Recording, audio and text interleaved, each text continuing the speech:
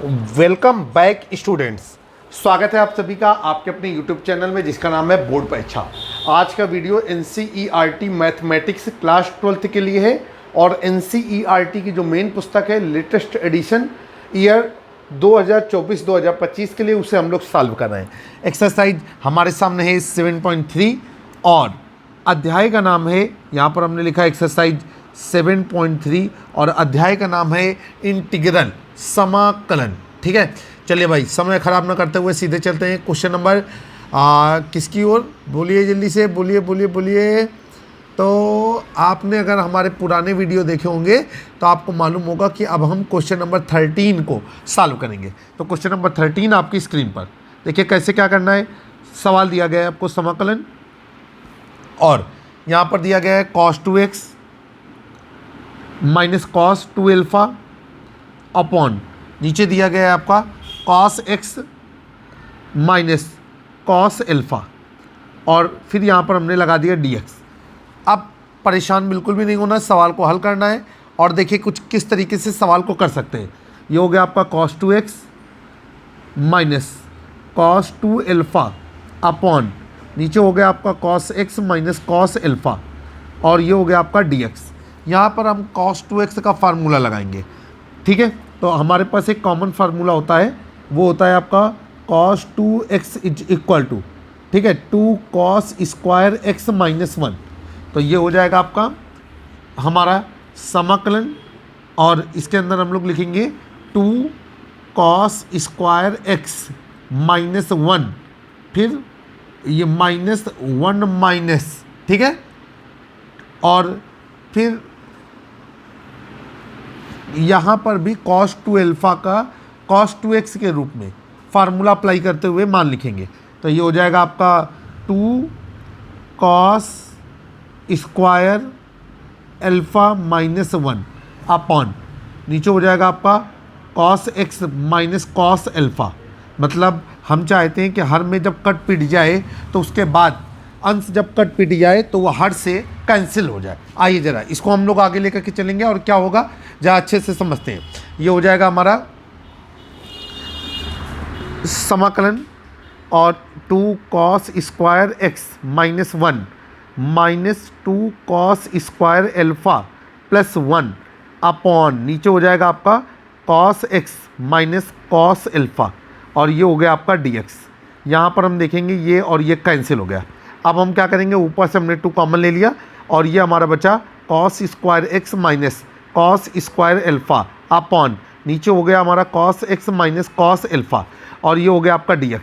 अगर हम मान लें a बराबर cos x और b बराबर cos अल्फ़ा तो यहाँ पर फार्मूला लग रहा है आपका a square minus b square is equal to a plus B और अगले ब्रैकेट में हमारा a माइनस बी और इस आधार पर हमारा ये बन करके जा रहा है 2 और समाकलन ये हो गया आपका cos x plus cos alpha और अगले ब्रैकेट में हो जाएगा आपका cos x minus cos alpha upon नीचे हो जाएगा आपका cos x minus cos alpha और ये हो गया आपका dx। अब हम लोग क्या करेंगे, इसको और इसको कैंसिल कर देंगे और ये बचेगा आपका 2 समाकलन, इधर हो गया आपका cos x plus cos alpha और ये ब्रैकेट बंद करके हम यहाँ पर लगा देंगे dx। अब अलग अलग समाकलन करेंगे, उसके लिए हम लोग रेडी हो जाएंगे और ये हो जाएगा 2 बड़ा ब्रैकेट लग जाएगा और ये हो जाएगा समाकलन, ये हो गया आपका cos x dx प्लस। अब आपको पता है कि जो टर्म है उसका x के सापेक्ष समाकलन करना है, इस आधार पर cos अल्फ़ा अचर पद हो जाएगा तो cos अल्फ़ा बाहर हो जाएगा और अंदर बचेगा 1 dx, समाकलन 1 dx। इसके बाद यहाँ पर हम फार्मूला लगाएंगे, फार्मूला हो जाएगा आपका समाकलन cos x dx is equal to ये हो जाएगा आपका sin x और प्लस c और एक फार्मूला हमारा लगेगा 1 into d x is equal to x plus c. Applicable करेंगे फार्मूले को यहाँ पर और हम क्या प्राप्त करेंगे, ये हो जाएगा आपका 2, इसके बाद ब्रैकेट लग जाएगा और ये हो जाएगा आपका sin x प्लस ये हो जाएगा आपका x cos अल्फ़ा और प्लस c। अब इसके बाद हम अंदर गुणा करेंगे तो ये कुछ इस तरीके से बनेगा 2 sin x plus 2x cos alpha plus c और ये आपका आंसर हो गया। और लिख देंगे जहाँ सी एक नियतांक है जिसे समाकलन नियतांक कहते हैं। मैथमेटिक्स की एक खास बात है कि अगर फार्मूला आपको आता है और गणित के ऑपरेशन जो होते हैं इन पर आपकी कमांडिंग है तो आपको कोई भी दिक्कत होने वाली नहीं है और बहुत ही आसानी से आप सवाल को कभी भी हैंडल कर सकते हैं। क्वेश्चन नंबर 14 आपकी स्क्रीन पर क्या कहा जा रहा है क्वेश्चन नंबर 14 में, देखते हैं। क्वेश्चन नंबर 14 में कहा जा रहा है आपका कि समाकलन यहाँ पर दिया गया है आपका cos x minus sine x upon 1 plus sign 2x और ये हो जाएगा आपका dx। अब एक बार सवाल को हम फिर से नोट करते हैं। ये हो जाएगा आपका cos x minus sine x upon नीचे हो गया आपका 1 प्लस साइन 2x dx। अब हम लोग क्या करेंगे कि यहाँ पर हम देखते हैं कि साइन 2x का एक फार्मूला होता है और वो होता है 2 साइन x cos x। उसी फार्मूले का हम इस्तेमाल करेंगे और ये जो 1 दिया गया है यहाँ पर जो पहली त्रिकोणमिति सर्वसमीका होती है sine square x plus cos square x is equal to 1 उसका इस्तेमाल करेंगे। इस तरीके से ये हमारा बन जाएगा a प्लस बी का होल स्क्वायर। आ जाइए हमारे पास, तो यहाँ पर हम फार्मूला लगाएंगे चूँकि 1 is equal to sine square x plus cos square x और इसके अलावा हमारे पास एक फार्मूला होता है sine 2x is equal to 2 sine x cos x. आ जाइए यहाँ पर हम लोग चलेंगे और ये कितना हो जाएगा, ये हो जाएगा आपका cos x minus sine x upon नीचे हो जाएगा आपका कितना, ये हो जाएगा आपका कॉस, ये हमारा हो जाएगा, गौर से देखेंगे, ये हमारा हो जाएगा आपका कि कॉस एक्स क्या बोलें 1 की जगह पे हम यही सीधे सीधे लिखते हैं, ज़्यादा बेहतर रहेगा। तो ये हो जाएगा आपका sign square x plus cos square x plus 2 sine x cos x और ये हो जाएगा आपका dx। अब हम लोग आगे चलेंगे, क्या करना है हमको, यहाँ पर हमको अप्लीकेबल करना है। हमको मालूम है कि ये क्या लिखा हुआ है, ये हमारा लिखा हुआ है a square plus B square plus 2ab, तो ये हो जाएगा a प्लस बी का होल स्क्वायर। आइए हम इसको यहाँ पर मानते हुए सवाल को हल करेंगे और यहाँ पर एक फार्मूला हम लगाएंगे चूँकि a square plus B square plus 2ab is equal to ये हो जाएगा आपका a प्लस बी का होल स्क्वायर। आ जाइए नीचे, हम लोग ये क्या करेंगे, ये हो जाएगा हमारा cos x minus sine x upon और नीचे क्या हो जाएगा आपका, नीचे हो जाएगा आपका sine x plus cos x का होल स्क्वायर और आगे हम लोग लगा देंगे dx। चलिए भाई अब हम तैयार हैं। अब हम लोग क्या करेंगे, ये जो हर में हमारा एक टर्म लिखा हुआ है इसको हम t मान लेंगे और हम देखेंगे कि इससे हम अंश के टर्म को आसानी से प्राप्त कर पाएंगे। तो यहाँ पर हम लोग लिखेंगे माना, यहाँ पर हो जाएगा आपका माना और इससे पहले हम इसे समीकरण नंबर 1 डाल देंगे। तो यहाँ पर लिखेंगे माना, ये हो जाएगा आपका sine x plus cos x is equal to t. अब यहाँ पर हो जाएगा आपका डी बाई, इसका एक्स के सापेक्ष अवकलन करेंगे तो ये हो जाएगा डी बाई डी एक्स। इधर लिखेंगे हम sine x plus cos x और ये हो जाएगा आपका d t by d x. अब हम लोग आगे चलेंगे, ये हो जाएगा हमारा d by d x sine x plus ये हो जाएगा आपका d by d x cos x is equal to ये हो जाएगा आपका d t by d x. हम सभी लोगों को मालूम है कि साइन एक्स का क्या होता है आपका, साइन एक्स का होता है आपका माइनस, देखिए फिर से देखिए, ये हमारा होता है साइन एक्स का कॉस एक्स और कॉस एक्स का, ठीक है, माइनस साइन एक्स। तो ये हो जाएगा आपका कॉस एक्स और ये हो जाएगा माइनस साइन एक्स और ये ब्रैकेट बंद होकर क्या हो जाएगा d x is equal to d T.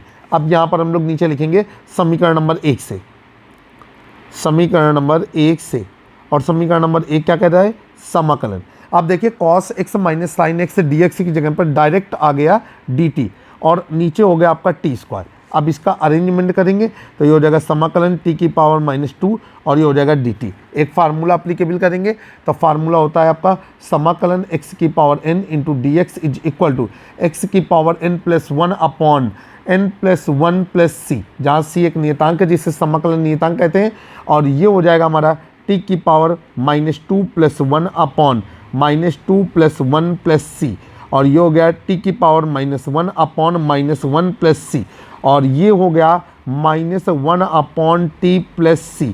नीचे रख दिया t का मान रखने पर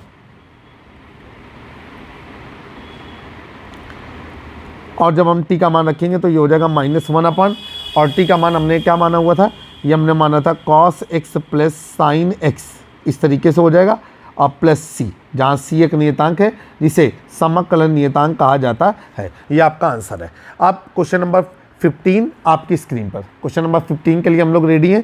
क्वेश्चन नंबर 15 को सॉल्व करेंगे। क्या कहा जा रहा है, यहाँ पर कहा जा रहा है समाकलन, ये दिया गया है tan cube 2x into sec 2x, ठीक है, ये सही करके लिखेंगे सेक 2x, और ये हो गया आपका dx। आगे चलेंगे, ये हो जाएगा आपका tan cube 2x into sec 2x और dx। अब यहाँ पर जब सवाल को हल करेंगे तो हमको मालूम है कि हम क्या मान सकते हैं, सेक 2x, सेक से tan प्राप्त हो जाएगा डिफ्रेंसिएशन करने पर, ठीक है। आइए जरा क्या हो जाएगा, सेक 2x को जरा समझने की कोशिश करेंगे। तो ये हो जाएगा कुछ ना कुछ तो ज़रूर बनेगा, थोड़ी कोशिश करके देखते हैं। तो ये हमारा बनेगा माना, हम मान लेंगे माना, यहाँ पर हमने लिखा sec 2x is equal to t, और ये हो जाएगा आपका d बाई डी एक्स, नीचे sec 2x is equal to d t by d x. अब हमारा फार्मूला होता है, फार्मूला हम यहाँ पर अप्लाई करेंगे d by d x sec x, तो ये हो जाएगा आपका sec x into tan x, ठीक है। तो ये हो जाएगा d by d x sec x, यहाँ पर अप्लाई कर दिया d by d x sec x is equal to, ये हो जाएगा आपका सेक एक्स और इंटू टेन एक्स।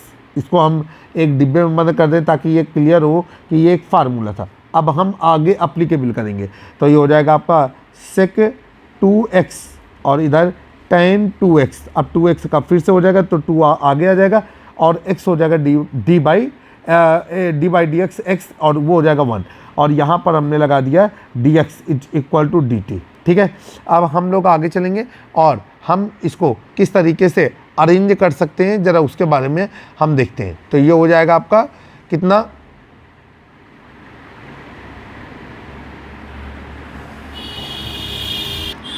ये हमारा हो जाएगा, यहाँ से हमने छोड़ दिया सेक 2x, ठीक है, sec 2x dx is equal to, ये हो जाएगा dt अपॉन 2 tan 2x। अब यहाँ पर हम इसे समीकरण नंबर 1 मानते हैं, तो लिखेंगे समीकरण नंबर 1 से,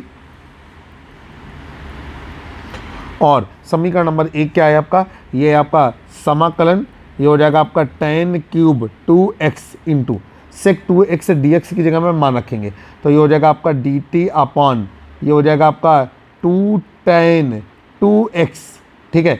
अब देखिए भाई, ये चीज़ इसके स्क्वायर को इसको स्क्वायर में बदल देगी, और ये हो जाएगा समाकलन, ये हो जाएगा tan स्क्वायर 2x, और ये 1/2 बाहर आ गया, और आगे हम लोग लगा देंगे dt। अब हमारे पास एक फार्मूला होता है, फार्मूला अप्लीकेबल करेंगे, और वो होता है आपका tan square theta is equal to, ठीक है, और ये हो जाती है आपकी सेक स्क्वायर थीटा -1।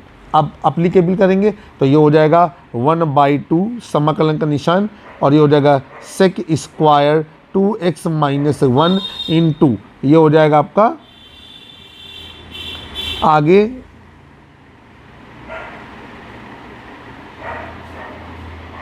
dt, ठीक है। अब हम लोग फिर आगे चलेंगे। अब हमको क्या करना है कि हमको इसे अलग अलग कर देना है, तो ये हो जाएगा आपका जा करके कुछ इस तरीके से कि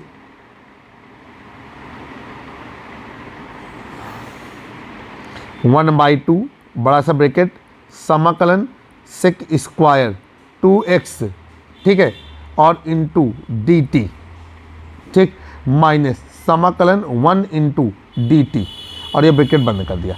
अब यहाँ पर हो जाएगा, चूँकि सेक हमने माना है कि sec 2x is equal to t, ठीक, ये हमने माना हुआ है, तो ये हो जाएगा 1/2 बड़ा सा ब्रैकेट, और ये हो जाएगा आपका t, ठीक है, स्क्वायर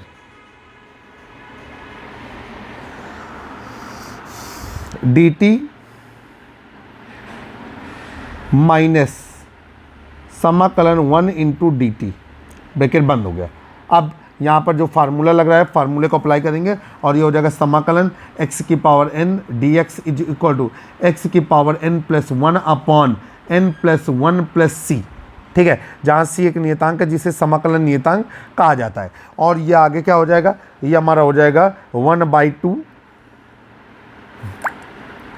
ये हो जाएगा हमारा 1/2 और इसके बाद ब्रैकेट पे ये हो जाएगा t की power 2 + 1 upon 2 + 1 minus t plus c, कुछ इस तरीके से। अब यहाँ पर हम लोग क्या करेंगे कि ये हो जाएगा आपका 1/2 और ये लिखेंगे t³ minus t plus c। फिर हम लोग नीचे ये लिखेंगे कि t का मान रखने पर